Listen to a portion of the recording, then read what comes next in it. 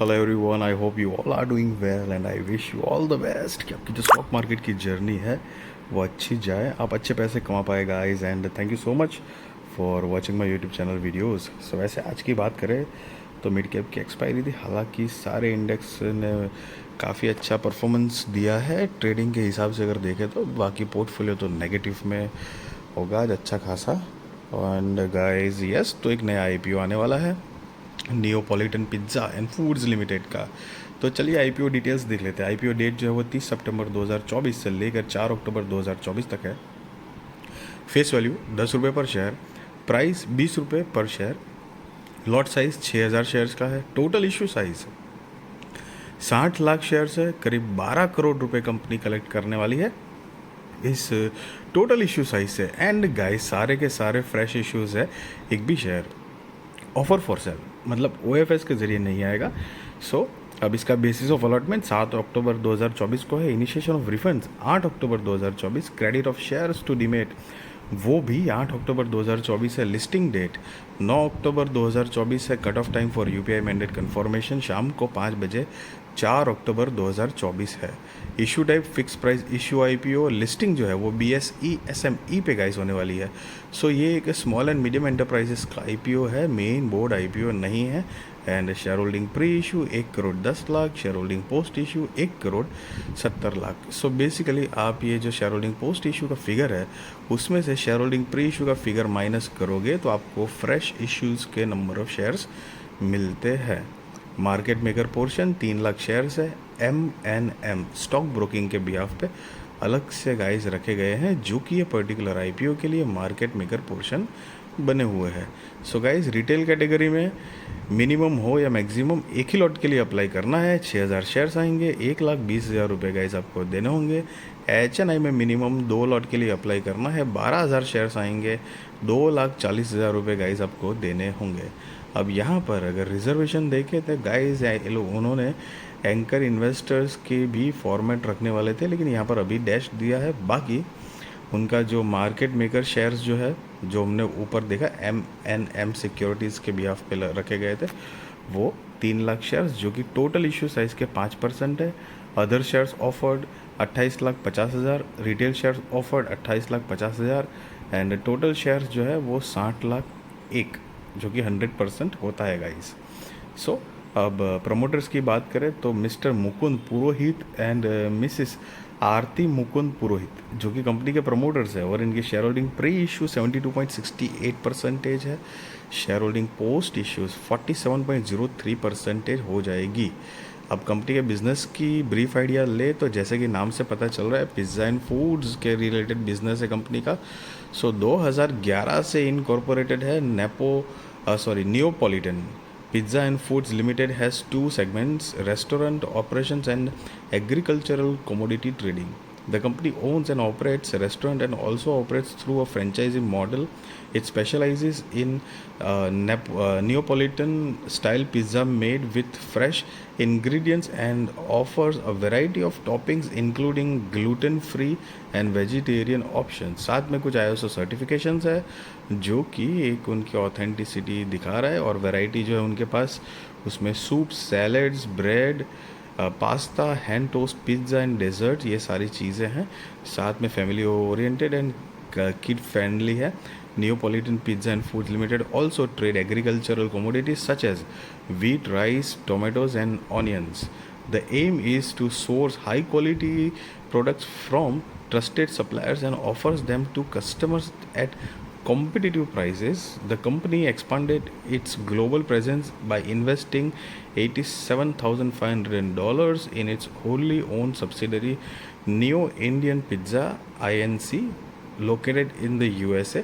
As of March 31st, 2024, the company operated 21 restaurants in over 16 cities and spanning 2 states and a union territories in India. साथ में company की कुछ competitive strength दी गई है कि मतलब कुछ कुछ जगहों पे ये स्ट्रॉन्ग है, कस्टमर बेस दीज दैट करके। और अच्छा खाना देते हैं, मतलब फ्रेश देते हैं फलाना, मतलब वो सारी कंपनी की बात करिए। हालांकि इसी मतलब गाइस कॉम्पिटिटिव स्ट्रेंथ मतलब एक तरह से एड ऑन पॉइंट है। So it is not that much required guys, you मतलब रिक्वायर्ड है ऑफ कोर्स, एक एक पॉइंट सारी चीज़ें रिक्वायर्ड होती है, but it is not that important. अब अगर कंपनी के फाइनेंशियल्स जो कि इम्पोर्टेंट की में से एक है, सो यहाँ पर 31 मार्च 2022, 23, 24 के फाइनेंशियल्स दिए गए हैं। सारे फिगर लैक्स में है, मैं आपको करोड़ में कन्वर्ट करके बताने वाला हूँ। तो असेट देखें तो 31 मार्च 2022 में 13 करोड़ रुपए के आसपास की थी, जो कि 31 मार्च 2024 में बढ़कर 20 करोड़ 40 लाख रुपए के आसपास हुई है। रेवेन्यू 16 करोड़ 30 लाख रुपए से बढ़कर 44 करोड़ 1 लाख रुपए के आसपास। प्रॉफिट आफ्टर टैक्स 18 लाख रुपए से बढ़कर 2 करोड़ 10 लाख। नेटवर्थ 8 करोड़ 7 लाख रुपए से बढ़कर 15 crore 90 lakh. Reserve and surplus minus था, नेगेटिव 63 लैक्स के आसपास था, जो कि पॉजिटिव हुआ है 4 करोड़ 92 लाख रुपए के आसपास। टोटल बोरोइंग्स 2 करोड़ 59 लाख रुपए से कम होकर 59 लाख रुपए के आसपास हुआ है। और गाइज आप नीचे यहाँ पे देख सकते हो अमाउंट इन लैक्स लिखा हुआ है, मैंने आपको करोड़ में कन्वर्ट करके बताया हुआ है।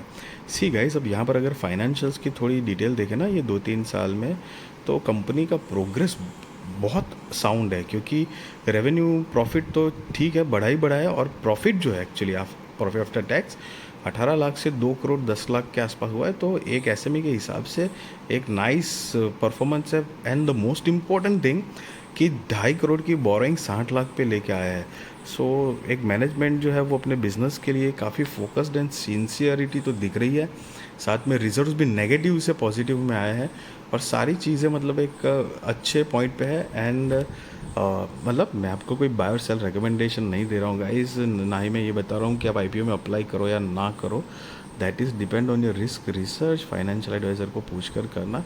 और ना ही मैं ये बता रहा हूँ कि कोई मतलब कंपनी के बारे में नेगेटिव पॉजिटिव ऐसी कोई इमेज पोर्ट्रे करने की भी कोशिश नहीं कर रहा हूँ। सी, अपना ओपिनियन, अपनी पॉइंट ऑफ व्यू मैं आपको शेयर कर रहा हूँ, जो कि एक मतलब आपको हेल्पफुल हो। और साथ में अगर मतलब ये फाइनेंशियल्स देखे हैं जो, तो वो स्ट्रॉन्ग नज़र ज़रूर आ रहे हैं गाइस। साथ में मतलब आपने अगर देखा होगा ये नियोपॉलिटन पिज़्ज़ा की कई जगहों पर ब्रांड देखी होगी, यस, तो ये वही है। और कंपनी का मार्केट कैप बहुत छोटा है, 34 करोड़ रुपए के आसपास का है।